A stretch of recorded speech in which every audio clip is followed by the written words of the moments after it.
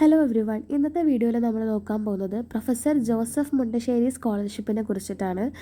ഈ വീഡിയോയിൽ നമ്മൾ ഡിസ്കസ് ചെയ്യുക ആർക്കൊക്കെയാണ് ഈ PJMSന് അർഹരായിട്ടുള്ളത്, എത്ര രൂപയാണ് ലഭിക്കുക, പിന്നെ എന്തൊക്കെ ഡോക്യുമെൻറ്റ്സ് ആണ് ആവശ്യമായിട്ടുള്ളത്, പിന്നെ സ്റ്റെപ്പ് ബൈ സ്റ്റെപ്പായിട്ട് എങ്ങനെ അപ്ലൈ ചെയ്യാം. ആദ്യം ആർക്കാണ് അപേക്ഷിക്കാൻ കഴിയുക.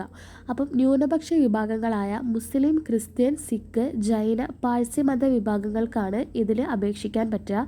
പിന്നെ 2024 SSLCയിൽ ഫുൾ എ പ്ലസോ അല്ലെങ്കിൽ +2 ഫുൾ എ പ്ലസ് ലഭിച്ചവർക്ക് 10,000 രൂപ വെച്ചും, UGയിൽ മിനിമം 80% മാർക്ക് നേടിയവർക്കും, പിന്നെ അതുപോലെ തന്നെ PGയിൽ മിനിമം 75% മാർക്ക് നേടിയവർക്ക് 15,000 രൂപ വെച്ചുമാണ് ഈ സ്കോളർഷിപ്പ് ഒറ്റ തവണയായി ലഭിക്കുക. 2024 പാസ്സായവർക്കാണ്. പിന്നെ വാർഷിക വരുമാനം 8 ലക്ഷം രൂപയിൽ കവിയാൻ പാടില്ല. ഈ സ്കോളർഷിപ്പിന് BPL വിഭാഗ വിദ്യാർത്ഥികൾക്കാണ് മുൻഗണന നൽകുക. അവരുടെ അഭാവത്തിലാണ് ബാക്കി 8 ലക്ഷം രൂപ വരെയുള്ള വരുമാനാടിസ്ഥാനത്തിൽ ബാക്കിയുള്ള വിദ്യാർത്ഥികൾക്ക് നൽകുക. ഇതിനു വേണ്ടി ഒരു ദേശസാൽകൃത ബാങ്കിൽ നിന്നും ഒരു അക്കൗണ്ട് നമുക്ക് എന്തായാലും ഉണ്ടായിരിക്കണം. നമുക്ക് ഇതിൻ്റെ ലാസ്റ്റ് ഡേറ്റ് എന്താണെന്ന് നോക്കാം. ലാസ്റ്റ് ഡേറ്റ് 2024 ഡിസംബർ 26 ഇനി ഇതിന് വേണ്ട ഡോക്യുമെൻറ്റ്സ് എന്തൊക്കെയാണെന്ന് വെച്ചാൽ ഇതാണ്, ഞാനിവിടെ കൊടുത്തിട്ടുണ്ട്.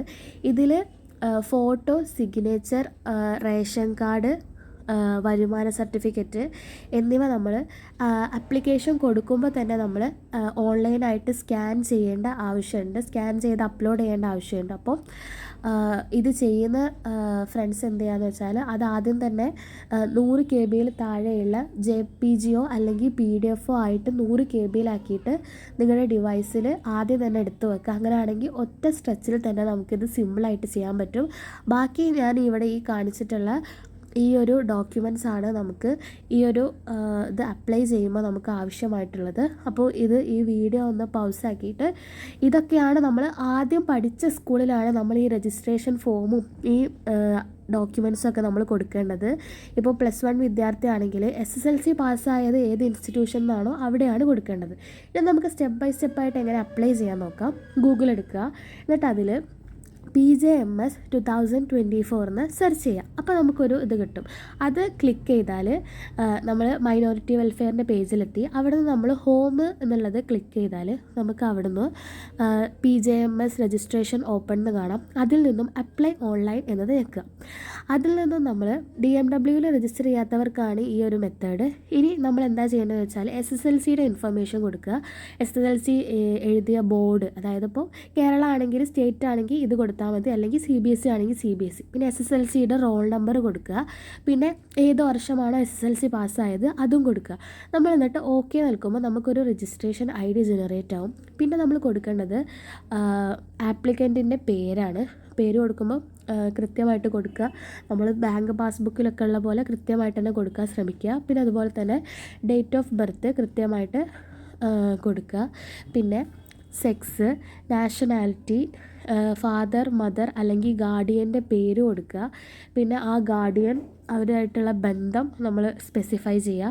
പിന്നെ ഫാദർ, മദർ അല്ലെങ്കിൽ ഗാർഡിയൻ്റെ ഒക്യുപ്പേഷൻ എന്താണെന്നും കൂടെ കൊടുക്കുക. പേരിൻ്റെ കാര്യം പ്രത്യേകം ശ്രദ്ധിക്കുക.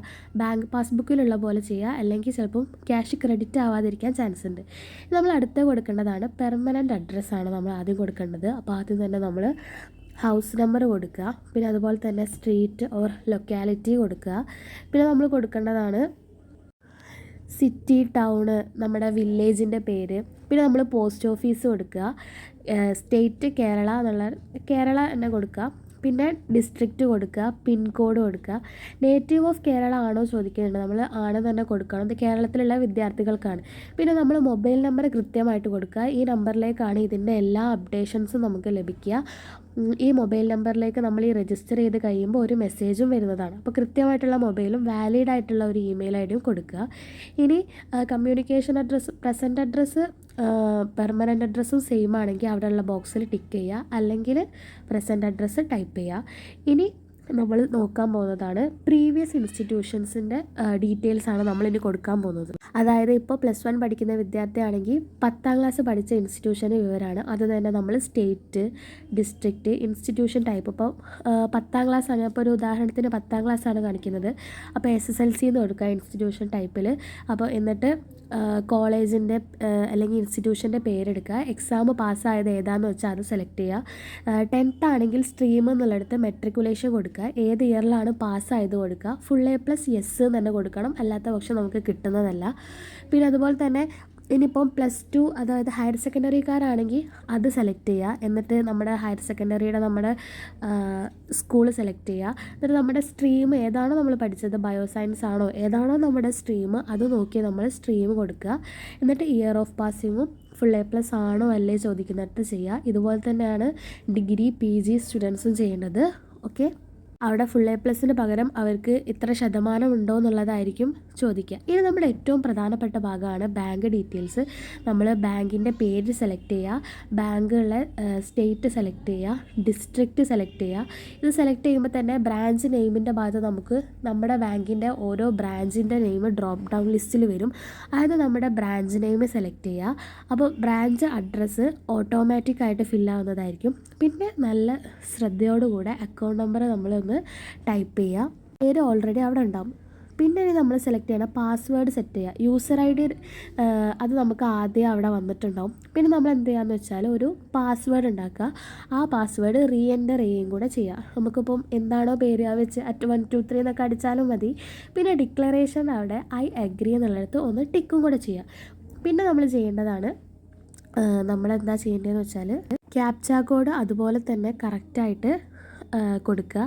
എന്നിട്ട് നമ്മൾ ഫില്ല് ചെയ്ത എല്ലാ ഡീറ്റെയിൽസും കറക്റ്റാണോ എന്ന് ഒന്നും കൂടെ ഒന്ന് വെരിഫൈ ചെയ്തതിന് ശേഷം നമ്മൾ എന്ത് ചെയ്യാന്ന് വെച്ചാൽ സബ്മിറ്റ് കൊടുക്കുക. ഓക്കെ, അപ്പോൾ നമ്മളിതാ അവിടെ സ്ക്രോൾ ചെയ്ത് ഓരോ ഡീറ്റെയിൽസും, പ്രത്യേകിച്ച് ബാങ്കിൻ്റെ ഡീറ്റെയിൽസാണ് നമ്മൾ നല്ലോണം നോക്കേണ്ടത്.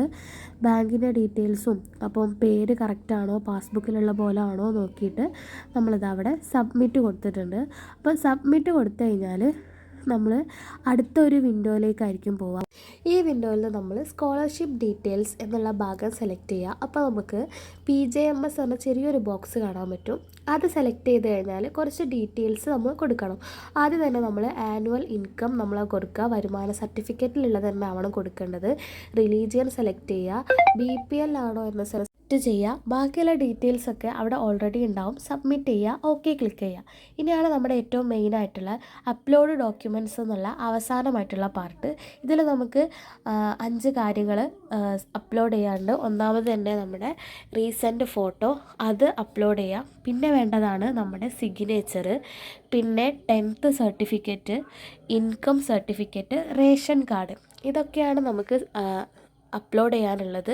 ശ്രദ്ധിക്കേണ്ട കാര്യം എന്താണെന്ന് വെച്ചാൽ ഇതെല്ലാം 100 KB കുറവുള്ള JPGയിലോ PDF ഫോർമാറ്റിലോ ഉള്ളതാവാൻ വേണ്ടി ശ്രദ്ധിക്കുക. അതുപോലെ തന്നെ ആദ്യമേ തന്നെ ഈ ഡോക്യുമെൻറ്റ്സൊക്കെ നമ്മൾ ഫോണിലോ അല്ലെങ്കിൽ ഡിവൈസിലോ സേവ് ചെയ്ത് വെക്കാനും ശ്രദ്ധിക്കുക. ഇതിൻ്റെ ഹയർ ലെവലിൽ പഠിക്കുന്നവരാണെങ്കിൽ അതും കൂടെ ചിലപ്പോൾ സബ്മിറ്റ് ചെയ്യാനുണ്ടാവും. എന്തൊക്കെയാണ് ചോദിക്കുന്നത് അതെല്ലാം സബ്മിറ്റ് ചെയ്തിട്ട് സബ്മിറ്റ് ക്ലിക്ക് ചെയ്യുക. അപ്പോൾ നമ്മൾ ഓക്കെ കൊടുത്താൽ നമുക്ക് അപ്ലോഡ് ചെയ്ത ഡോക്യുമെൻറ്റ്സ് വ്യൂ ഉള്ള ഒരു ഓപ്ഷൻ ഉണ്ടാവും. അതിൽ നിന്നും നമ്മൾ അപ്ലോഡ് ചെയ്ത ഡോക്യുമെൻറ്റ്സൊക്കെ കറക്റ്റ് ആണോ ക്ലിയർ ആണോ എന്നുള്ളതൊക്കെ നന്നായി നോക്കുക. പിന്നെ നമ്മൾ വീണ്ടും വന്നാൽ നമുക്ക് വ്യൂ ഓർ പ്രിൻ്റ് എന്നുള്ള ഓപ്ഷൻ കാണാം. അതിൽ നിന്നും നമ്മൾ അപ്ലൈ ചെയ്ത ഫുൾ ഡീറ്റെയിൽസ് അടങ്ങിയ രജിസ്ട്രേഷൻ ഫോം, ഒരു 2 പേജുള്ള രജിസ്ട്രേഷൻ ഫോമാണ്. അതിൽ തുടക്കത്തിൽ നമ്മുടെ ഫോട്ടോയും അവസാനം നമ്മുടെ ഒരു സിഗ്നേച്ചറും നമുക്ക് കാണാൻ പറ്റും. അതിലുള്ള ഫുൾ ഡീറ്റെയിൽസ് കറക്റ്റ് ആണോ എന്ന് നോക്കുക. എന്നിട്ട് അതിൽ 18ാമത്തെ സെക്കൻഡ് പേജിൽ 18ാമത്തെ ഒരു ഇതിൽ നമുക്ക് കാണാം ഡോക്യുമെൻറ്റ്സ് എൻക്ലോസ്ഡ് വിത്ത് ആപ്ലിക്കേഷൻ എന്ന്. അപ്പോൾ ഇത്രയും ഡോക്യുമെൻറ്റ്സ് ആണ് നമ്മൾ ഈ രജിസ്ട്രേഷൻ ഫോമിൻ്റെ പ്രിൻ്റ് ഔട്ടിനൊപ്പം നമ്മൾ ആദ്യം പഠിച്ച സ്കൂളിൽ കൊടുക്കേണ്ടത്. ആലോചിക്കുക, നേറ്റിവിറ്റിക്കും കാസ്റ്റിനും പകരം 10th സർട്ടിഫിക്കറ്റ് തന്നെ മതിയാവും. അപ്പോൾ ഇതെല്ലാം കൂടെ ആദ്യം പഠിച്ച സ്കൂളിൽ സബ്മിറ്റ് ചെയ്യാം. അപ്പോൾ ഇങ്ങനെയൊക്കെയാണ് PJMSന് വേണ്ടി അപ്ലൈ ചെയ്യുക. നിങ്ങളെല്ലാവരും അപ്ലൈ ചെയ്യുക. എന്തെങ്കിലും ഡൗട്ട്സ് ഉണ്ടെങ്കിൽ കമൻറ്റ് സെക്ഷനിൽ ചോദിക്കുക. അതുപോലെ തന്നെ എല്ലാ ഫ്രണ്ട്സിനുമായിട്ട് ഷെയർ ചെയ്യുക. താങ്ക്